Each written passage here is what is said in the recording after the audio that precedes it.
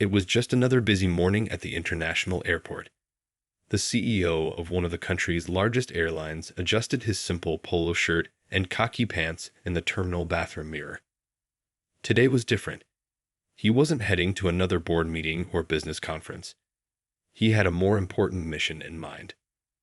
For weeks, he'd been receiving concerning reports about customer service issues on certain routes.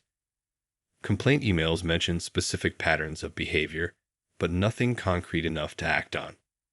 That's when he decided to do something unusual. He would fly as a regular passenger, watching and experiencing his airline's service firsthand. Sometimes you need to see things with your own eyes, he muttered to himself, purposely messing up his usually neat hair a bit. He'd chosen to dress down, wearing clothes that wouldn't hint at his executive position. No expensive suit, no flashy watch, no special treatment. At the check-in counter, he used his regular ID, not his company credentials. The young clerk barely glanced at him as she processed his boarding pass for flight SK-247. Perfect. That's exactly what he wanted. Today, he was just another face in the crowd. Walking through the terminal, he noticed little things he'd never paid attention to before. The way some passengers were treated differently at the coffee shops. How security seemed to pull aside certain people more than others. He made mental notes, already thinking about company-wide changes that might be needed. Boarding was about to begin when he overheard two flight attendants talking near the gate. One of them, an older woman with graying hair and a tight bun, was complaining loudly about those kinds of passengers who always ask for too much. The CEO pretended to be absorbed in his phone, but his ears perked up. This was exactly the kind of attitude he wanted to investigate. The older flight attendant, whose name tag read Sandra, seemed to have quite strong opinions about who deserved good service and who didn't.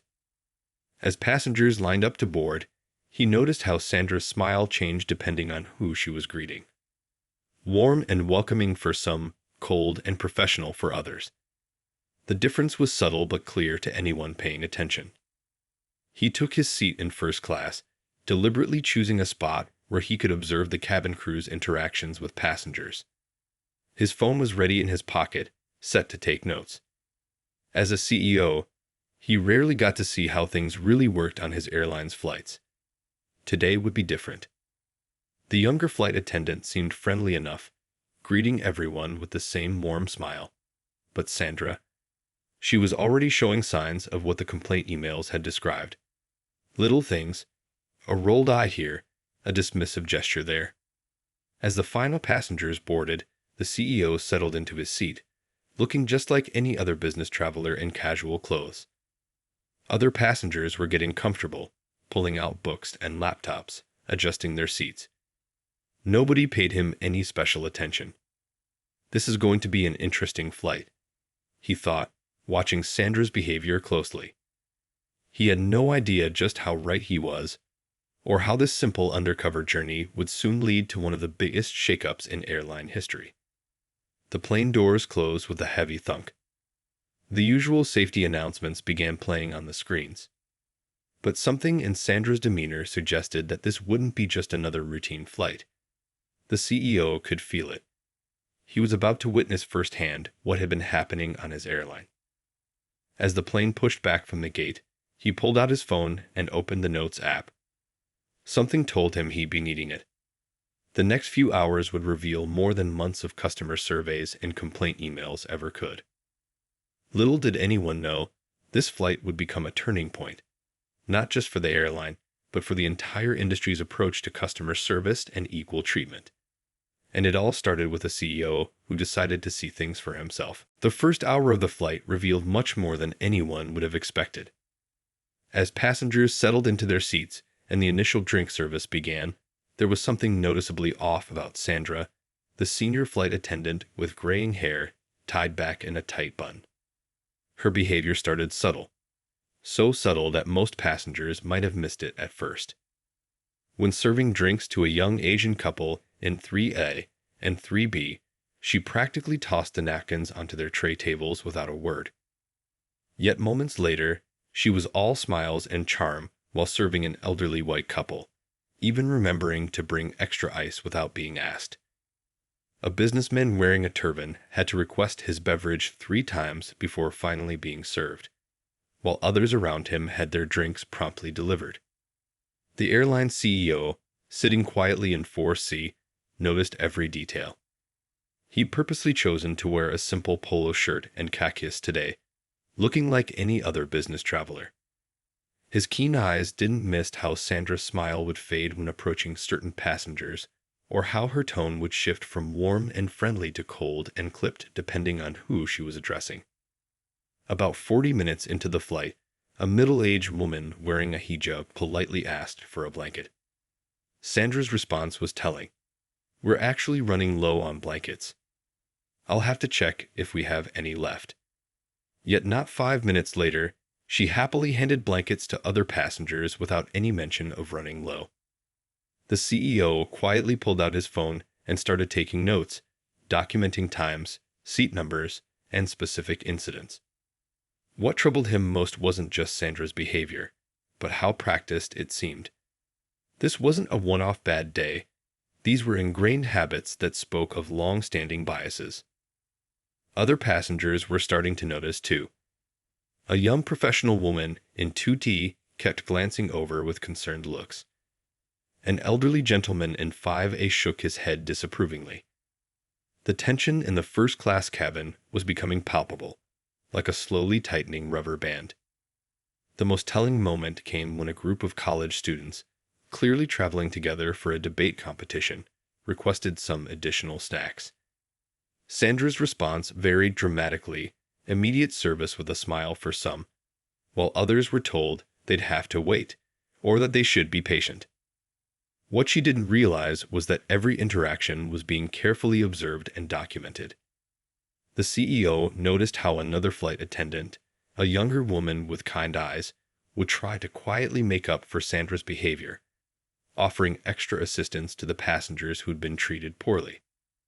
As the first hour drew to a close, Sandra's pattern had become crystal clear. She'd created an invisible hierarchy in her service, one based entirely on her own prejudices. What made it even more concerning was how skillfully she did it. Just subtle enough to avoid obvious complaints, but clear enough to make certain passengers feel unwelcome and uncomfortable. The CEO shifted in his seat, straightening his collar. He knew what was coming next would be challenging, but necessary. As Sandra approached with the beverage cart for the second service, he could already see the dismissive look forming on her face as she noticed him. Little did she know, this ordinary-looking passenger in 4C was about to change the course of her career, and perhaps the airline's approach to customer service entirely. The other passengers had no idea they were about to witness something that would soon become a viral story about karma and accountability in the modern world.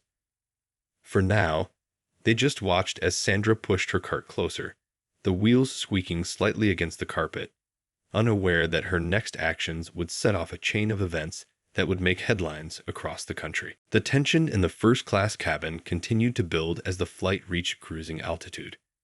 The CEO watched carefully as he reached for the call button, knowing exactly what he was about to do. He wasn't trying to cause trouble. He just wanted a simple orange juice refill. It seemed like a reasonable request, something any passenger might ask for. When Sandra noticed the call light, her eyes narrowed slightly. She took her time responding, stopping to adjust napkins and reorganize her cart before making her way to his seat. The other passengers were watching now, some pretending to read their magazines or work on their laptops, but their attention was clearly focused on what was happening.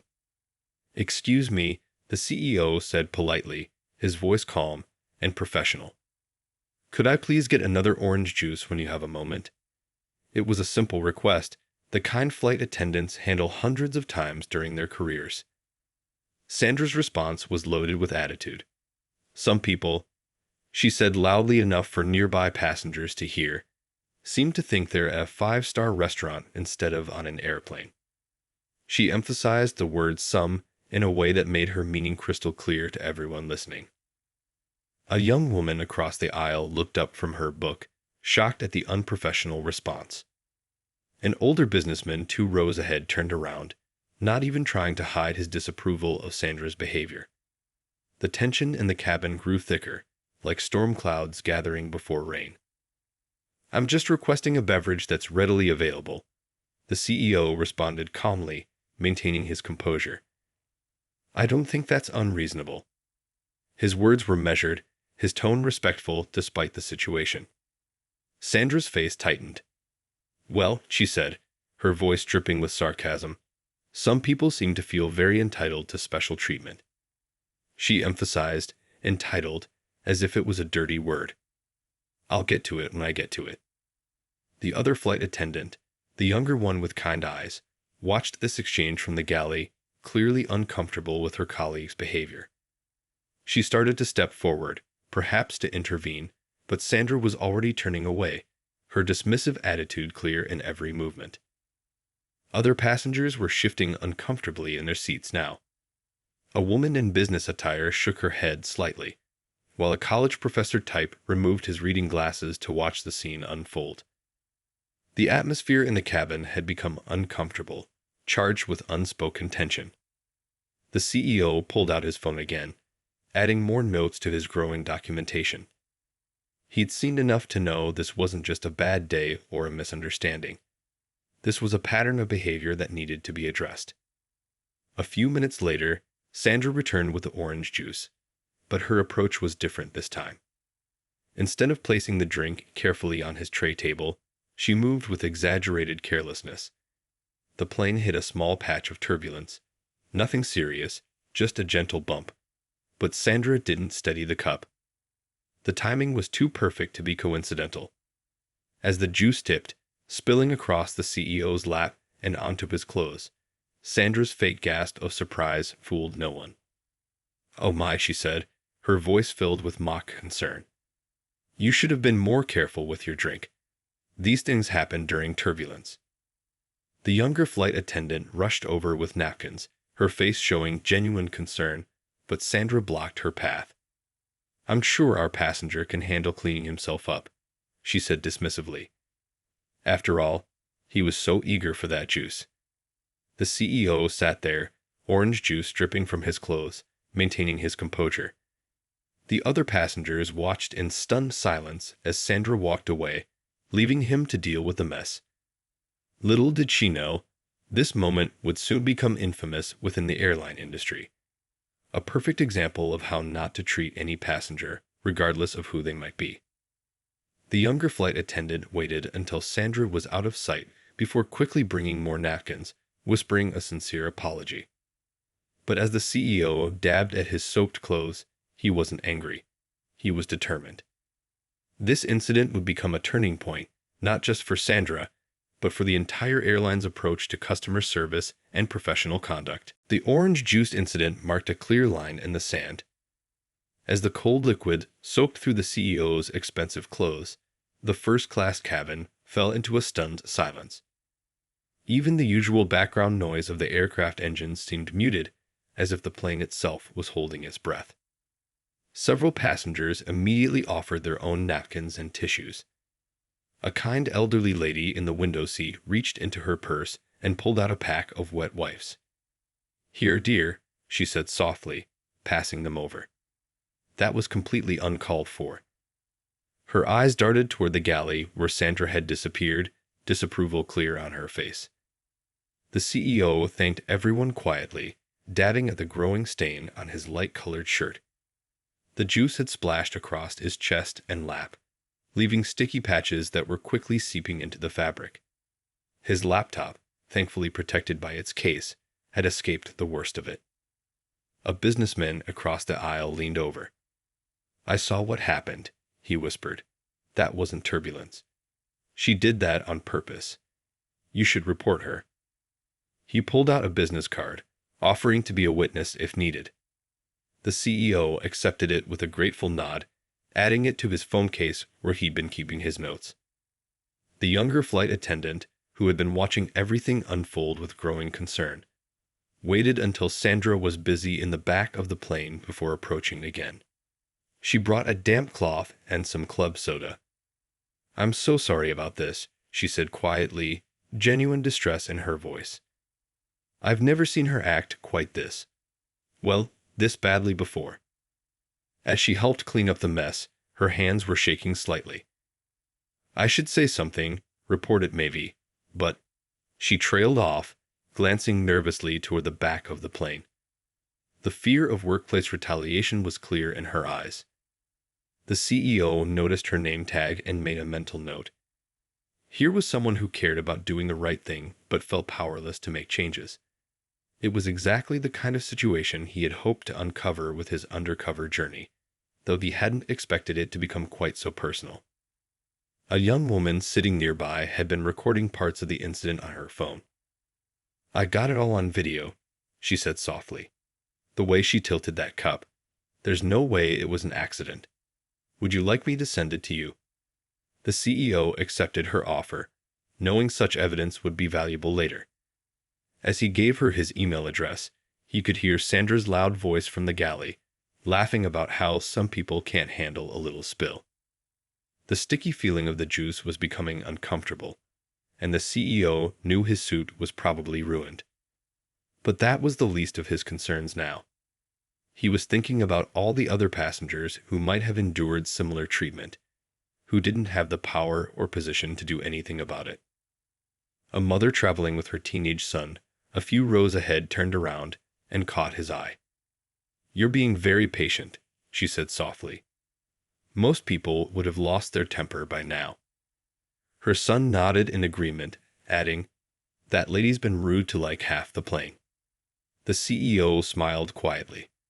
Sometimes, he replied, staying calm is the best way to handle these situations. He knew that losing his temper would only give Sandra the reaction she seemed to be looking for. The flight still had about an hour left, and Sandra's attitude hadn't improved. She walked past several times, each time making little huffing sounds or muttering under her breath. She seemed almost disappointed that her actions hadn't provoked a bigger reaction. What she didn't realize was that reactions were coming, just not the kind she expected. The younger flight attendant had discreetly made a call to the ground crew. The businessman was already drafting a complaint email. The woman with the phone footage was uploading it to her cloud storage. And the CEO. He sat quietly, his clothes still damp with juice, mentally drafting the changes that would need to happen in his airline. This wasn't just about one flight attendant's bad behavior anymore.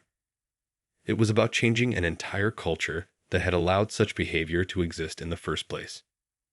As the plane began its initial descent, passengers exchanged knowing looks. They could sense that this story wasn't over. It was just beginning. Sometimes the biggest changes start with the smallest moments, even something as simple as a spilled glass of orange juice. The younger flight attendant couldn't stop thinking about what she had just witnessed. Standing in the galley, her hands trembled slightly as she prepared the snack service. She'd worked for the airline for 3 years now, and while she'd seen Sandra's bad behavior before, this was different.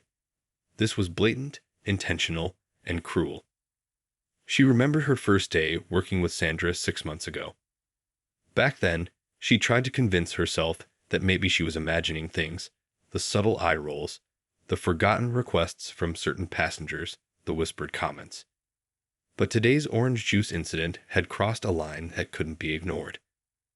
Looking through the curtain, she could see the CEO still sitting there, his clothes stained, but his dignity intact. Something about his calm demeanor struck her as unusual.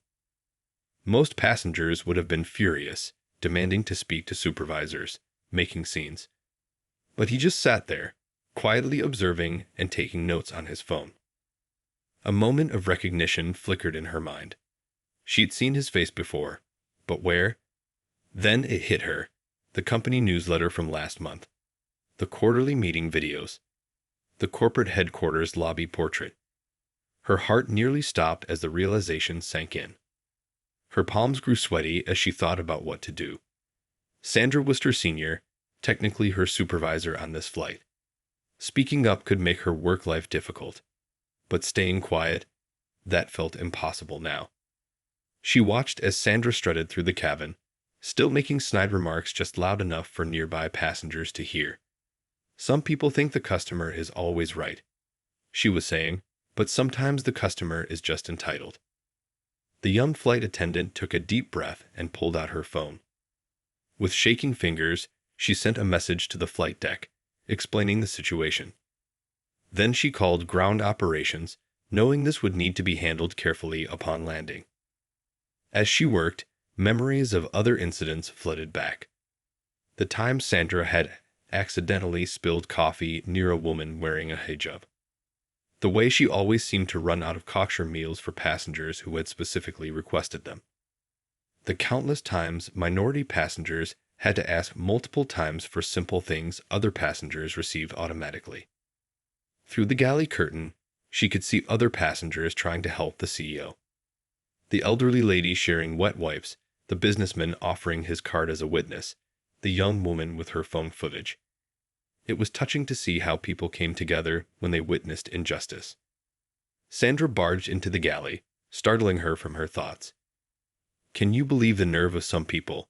she huffed, aggressively reorganizing the drink cart, acting like they owned the plane or something.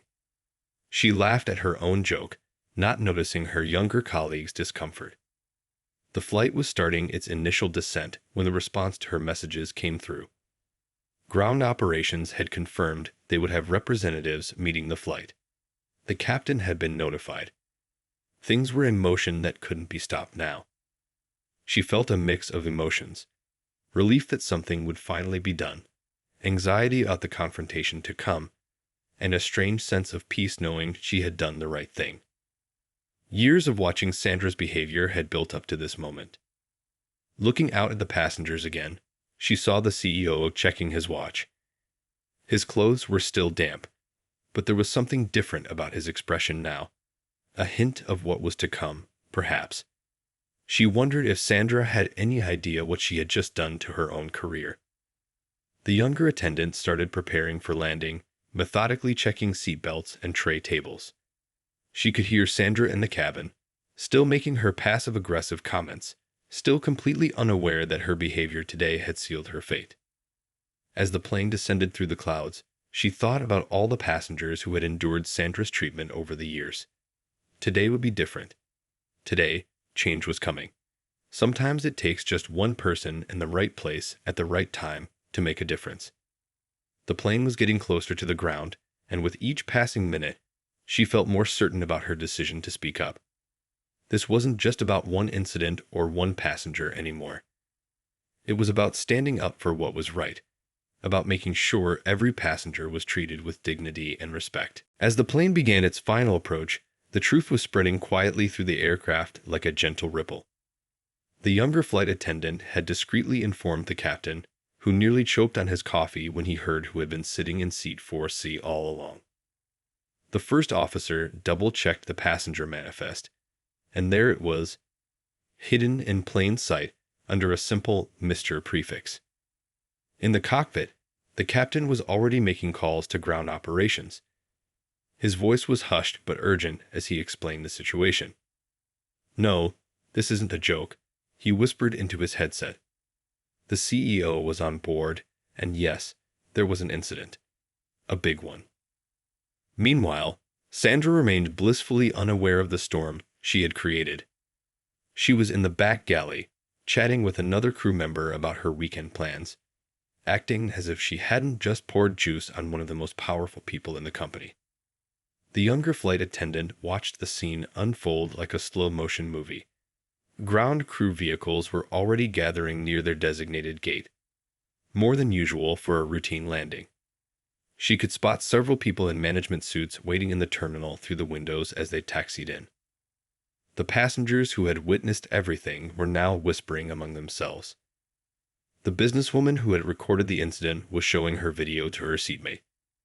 The elderly lady with the wet wipes was shaking her head, still disapproving of Sandra's behavior. The college students in row 7 were typing furiously on their phones, probably sharing the story with friends. As the plane rolled to a stop at the gate, Sandra's voice came over the intercom, sickly sweet and completely different from her earlier tone. "Ladies and gentlemen, welcome to our destination. Local time is 2:45 p.m. Please remain seated until the fasten seatbelt sign has been turned off. The younger flight attendant could hardly bear to watch what was about to happen. She busied herself with her landing duties, but kept one eye on the unfolding situation. The CEO was still sitting quietly, his juice-stained clothes a testament to the day's events. When the seatbelt sign dinged off, nobody rushed to get up. It was as if the entire cabin was waiting for what would happen next. The door opened, and in walked the director of flight services, followed by 2 other management officials. Their faces were serious, their walk purposeful. Sandra's face lit up at first, probably thinking they were there for a routine check. She stepped forward with her usual confident strut, but stopped short when she saw their expressions. "Is everything all right?" she asked, her voice suddenly less sure. The CEO stood up then, and the change in the cabin was immediate. Several passengers pulled out their phones, sensing that something significant was about to happen. The businessman who had offered to be a witness sat up straighter. The young woman with the video footage held her phone ready. He didn't make a scene. He didn't raise his voice. He simply reached into his breast pocket and pulled out his company ID. The silence in the cabin was deafening as he held it up, his photo and title clearly visible to everyone. The color drained from Sandra's face so quickly it was as if someone had pulled a plug. Her mouth opened and closed, but no words came out. The proud stance she'd maintained all flight crumbled like a sandcastle in the rain. "I believe," the CEO said calmly, "we need to have a conversation about customer service." His voice was level, professional, but carried an authority that filled the cabin. And about treating all passengers with respect, regardless of their appearance or perceived status. The other passengers began to gather their things, but nobody left. They all wanted to witness the end of this story. The younger flight attendant felt a weight lift from her shoulders. Finally, someone had seen what she'd been seeing all along. Sandra's hands were shaking now, her earlier confidence completely evaporated. She looked around desperately, perhaps searching for support or an escape route, but found neither. The consequences of her actions were finally catching up to her, and everyone present knew they were witnessing a moment of perfect justice. The moment of revelation in the airplane cabin felt like time had stopped. The CEO stood there, his company ID still visible in his hand, juice stains marking his clothes like evidence of the day's events. Sandra's face had turned so pale that the younger flight attendant worried she might faint. I didn't," Sandra stammered, her usual confidence completely shattered. The director of flight services stepped forward, his expression stern but professional. "We'll need you to come with us," he said quietly, trying to minimize the scene despite the dozens of phones now recording every moment. The passengers watched in complete silence as reality sank in for Sandra. The businessman who had offered his card as a witness couldn't help but break into a small smile. The elderly lady with the wet wipes nodded with satisfaction, whispering, "Good," under her breath.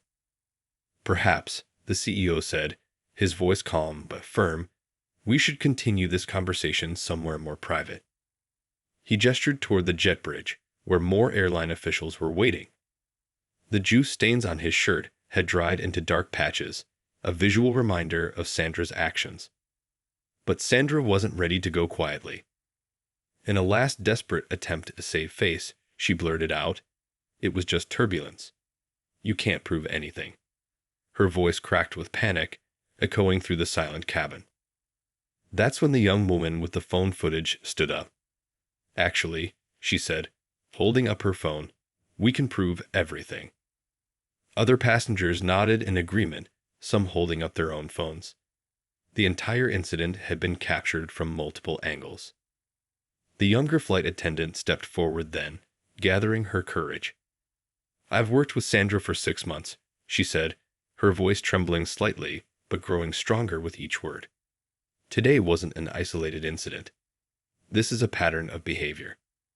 Sandra's head whipped around, betrayal written across her face. "You little," she started, but the director of flight services cut her off with a raised hand. "That's enough," he said firmly. "Let's go." As they led Sandra off the plane, she kept looking back, as if expecting someone to jump to her defense. But the passengers just watched, many of them recording this final moment of accountability. Some were already typing on their phones, no doubt sharing the story on social media.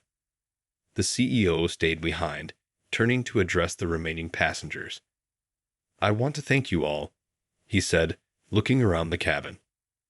"Not just for documenting what happened today, but for showing kindness and support to someone you thought was just another passenger facing discrimination." The businessman who had offered his card spoke up. "Will there be real changes after this?" he asked, voicing what many were thinking. The CEO nodded solemnly. "What happened today goes against everything our airline stands for. I can promise you all that this incident will lead to meaningful changes in how we train our staff and handle such situations." The younger flight attendant felt tears welling up in her eyes. For months, she had watched similar incidents, feeling powerless to stop them. Now, finally, someone had seen it with their own eyes. Someone who could actually make a difference. The elderly lady who had offered wet wipes earlier reached out and patted the CEO's arm. "You handled that with such grace, dear," she said. "I would have lost my temper long ago." As passengers finally began to leave the plane, many stopped to shake the CEO's hand or share their own stories of similar experiences. The college students asked if they could use this story for a paper they were writing about corporate responsibility and accountability. The younger flight attendant watched as the CEO listened to each person, taking notes on his phone, nodding with genuine concern. This wasn't just about one incident anymore. It was about addressing a larger issue that had gone unchecked for too long. At the gate, Sandra could be seen sitting in an office, her head in her hands as airline officials reviewed the video footage from multiple passengers. Her career was effectively over, but more importantly, her actions had sparked what would become a significant moment of change for the entire airline. The next morning, the airline's corporate headquarters was buzzing with activity. News of the incident had spread like wildfire across social media. The video of the juiced incident and the subsequent revelation had already gained millions of views, with comments pouring in from around the world. In a large conference room on the top floor, the CEO sat with his executive team, his clothes from yesterday replaced, but the memory of the incident still fresh. The room was packed with department heads, HR directors, and legal advisors, all gathered to address what had become a viral sensation overnight. "The videos are everywhere," the head of public relations explained, scrolling through her tablet. But surprisingly, the public response has been largely positive. People are praising how the situation was handled, especially your calm response to being discriminated against. The CEO leaned forward, his expression serious. "This isn't about good publicity," he said firmly. "This is about fixing a problem that's clearly bigger than one flight attendant. How many other Sandras do we have in our airline? How many passengers have suffered in silence?" The HR director cleared her throat. "We've reviewed Sandra's personnel file. There were previous complaints, but none severe enough to warrant serious action. Looking back, we should have seen the pattern." She paused, shuffling through some papers. "She's been officially terminated as of this morning." But the CEO wasn't satisfied with just one termination. "That's not enough," he said, standing up to walk to the whiteboard. "We need systematic changes, real changes." He began writing as he spoke, his marker squeaking against the board.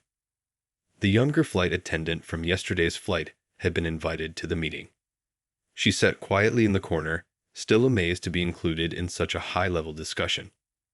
When the CEO asked her to share her experiences, her voice trembled at first, but grew stronger as she spoke. "It wasn't just Sandra," she explained. "There's an unspoken culture where senior crew members can get away with this behavior. Many of us see it, but we're afraid to speak up." The room fell silent as her words sank in. The CEO wrote "Culture change" in large letters on the board. "Starting today," he announced, "we're implementing a zero-tolerance policy for discriminatory behavior. But we need more than just rules. We need to create an environment where every employee feels empowered to speak up. The meeting lasted for hours. Plans were made, policies were revised, and new training programs were developed. The younger flight attendants' input was invaluable, providing real-world perspective on the challenges faced by crew members. By late afternoon, the changes were taking shape. A new anonymous reporting system would be implemented. Mandatory sensitivity training would be required for all staff, not just flight crews. Body cameras would be tested as part of the flight attendant uniforms, with clear privacy guidelines for both crew and passengers. The public relations team had prepared a statement, but the CEO pushed it aside. No carefully crafted PR message, he insisted. I want to address this personally. He began drafting a video message that would be shared across all platforms. Outside the conference room, employees gathered in small groups, discussing the changes. Many shared their own stories of witnessing similar behavior, but feeling powerless to stop it. The atmosphere was changing. People felt more confident about speaking up. The younger flight attendant was offered a new position: lead trainer for the airline's revised customer service program. Her experience and courage in speaking up had earned her not just a promotion, but a chance to help shape the airline's future. As the day drew to a close, the CEO looked out his office window at the planes taking off and landing. The incident had been unfortunate, but it had sparked necessary changes. Tomorrow, training programs would begin. Next week, new policies would be implemented. Within a month, every employee would go through revised sensitivity training. Sometimes, he said to the younger flight attendant as she prepared to leave, it takes an unexpected moment to show us what needs to change. Yesterday's orange juice incident wasn't just about one passenger or one flight attendant. It was a wake-up call for our entire airline. 3 months after the orange juice incident, the airline had transformed in ways no one could have predicted. The story had become a powerful example of corporate accountability, studied in business schools and referenced in training programs across the industry. The younger flight attendant, now the lead training coordinator, stood before a packed room of new employees. On the screen behind her played the infamous video, which had become a central part of the airline's enhanced training program. This moment, she explained to the attentive audience, changed everything. Not just for our airline, but for the entire industry. She clicked to the next slide, showing statistics from the past 3 months. Customer satisfaction scores had risen dramatically, and employee reporting of inappropriate behavior had increased by 300%. In the back of the room, the CEO quietly slipped in to observe. He smiled, noticing how engaged the trainees were. The juice stains might have been washed away, but the lesson had left an indelible mark on the company's culture. The new body cameras had proven surprisingly popular among flight crews. It's not about catching people doing wrong, one veteran flight attendant explained during a break. It's about making everyone feel safe and accountable. The cameras had already prevented several potential incidents and protected crew members from false accusations. The anonymous reporting system was working too. Just last week, 2 senior crew members were retrained after multiple reports of subtle discriminatory behavior. Unlike before, these reports were taken seriously and addressed immediately. During lunch, a group of new hires discussed the morning's training session. I can't believe she actually poured juice on the CEO, one said, shaking his head. Another added, what gets me is how many people tried to help him when they thought he was just a regular passenger. That's the kind of atmosphere we want to create. The airline's new policies had caught the attention of the industry. Other airlines were now implementing similar changes, creating a ripple effect throughout the aviation world. The CEO had been invited to speak at industry conferences, sharing how one incident had sparked a revolution in airline customer service. Social media continued to track the airline's progress. The same passengers who had recorded the original incident now shared positive experiences. The businessman who had offered his business card posted regular updates about improvements he noticed. The elderly lady with the wet wipes had become a minor celebrity in her own right, appearing in a company video about treating all passengers with dignity. In the main terminal, a new sign hung prominently: "Every passenger, every journey, every time." It wasn't just a slogan, it was a promise. Flight crews now underwent monthly sensitivity training, and customer feedback was reviewed daily. The younger flight attendant's promotion had inspired others to speak up.